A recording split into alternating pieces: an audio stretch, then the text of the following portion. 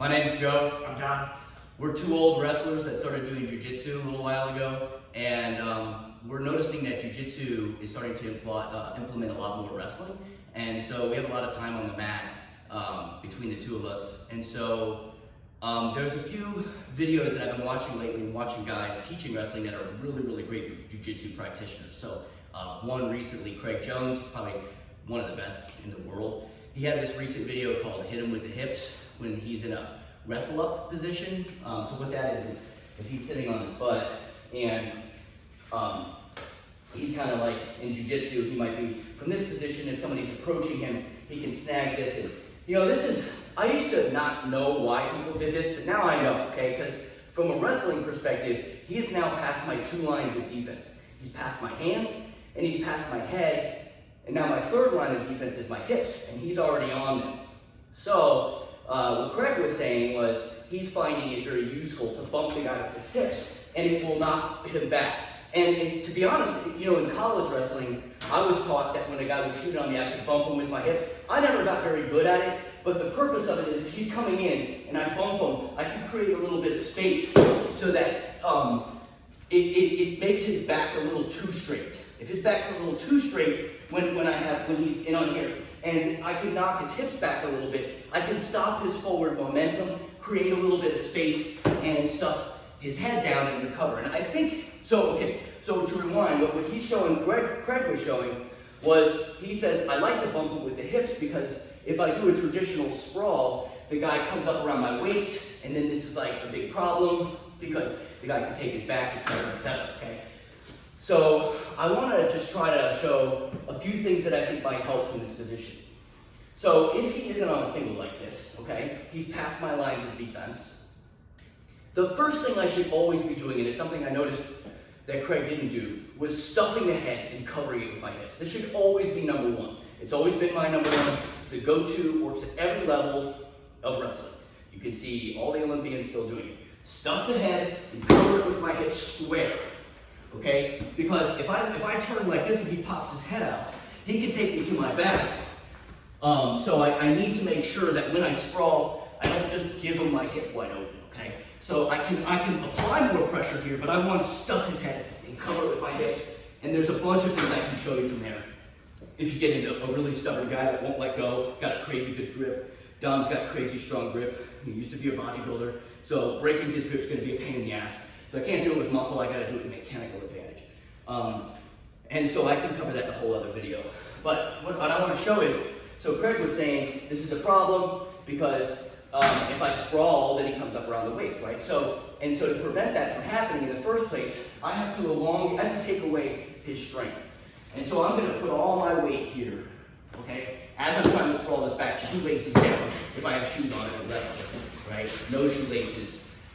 If you're in Jiu-Jitsu, and it can sting your feet up a little bit, but I gotta stuff it and cover it, okay? So let's say that doesn't work, he's really in close, and he's a real tough guy, and he's starting to come up, right? My second line of defense should be to rip his face, man.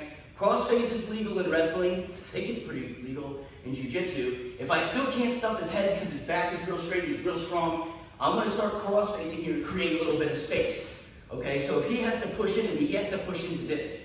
This bone, the ulna, is going to go right up underneath his nose, and I like Dom, so I'm not going to rip his face off. But if somebody takes a shot on you, this is something that they're walking into, and frankly, they ask for it. So I have this overhook wizard, okay, on this side. My overhook is on this side, and I'm doing this on purpose because if I don't have it, then he can kind of easily come around the back. Okay, so I'm going to use the crossface to create a little bit of space here, still, okay? And if he's really tough and he's still coming into it, okay, this overhook is going to become my headlock. This is my go-to. I've been hitting this for years. Probably some of the few pins that I got in college wrestling, because it's so hard to pin somebody, actually came from this very thing. When guys come up to the waist, they've allowed the strength of my hips to be back in the game. Okay, and I can control his tricep here, and even if he does come up to his feet, doesn't matter. If he's on his knees, it's even better. I still have the move, okay? I'm gonna sagging headlock from here. I'm just gonna baseball slide down to the mat, okay? Now, if he's on his knees, that's the opportune time to hit it. Let's say he gets in, slowly comes up to the waist. As soon as he wants to start turning the corner, I'm gonna just baseball slide down here. And the most important part of this is here. And if you do it hard enough, his elbow does. Because if he can get his elbow to the mat, he can take my back, and then I'm kind of in a lot of trouble. And I think that's why people are afraid to try this move. But if it's all happening kind of quick, okay, I'm stuffing his head, I can't get it to cover, he's a tough guy, he's starting to come around the corner. This is where I'm gonna baseball slide through, and ask him, I mean, it sucks. Like, I know from myself in wrestling, whenever I got caught with a sagging headlock, that crunching feeling, and you're just the horror of it. For me, there was a few four-letter words that would go through my head. Of course. But like, no! Yeah, every single Because time. you're like, it's gonna happen! Because if you get on your back now, it's the worst thing ever.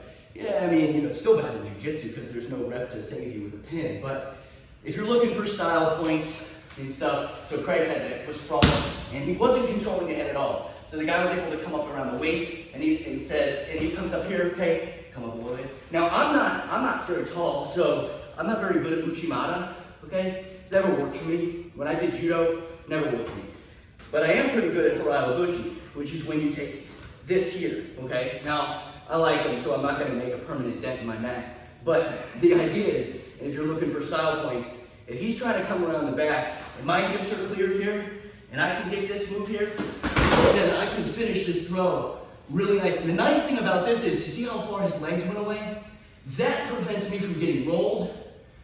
It prevents me from losing the move. I still got the arm here, and I can finish here. And if you're in Jiu Jitsu, whatever it is that you do, I do not want to focus a lot on Jiu Jitsu on this channel because there's a lot of black belts that are way better than I am at it.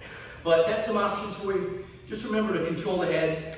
Stuff it first, cover it with your hips. If that doesn't work, cross face him and make him feel it. Third thing, come around, hit him with the headlock. And I'm gonna have another video that I wanna show about why coming to the waist is bad and why you should probably never do it. If you stay low, you'll finish more shots. So, hope you liked it. If you wanna see some more things, if you wanna see setups for shots or some finishes from guys that are frustrating, just put it in the comments below and we'll follow.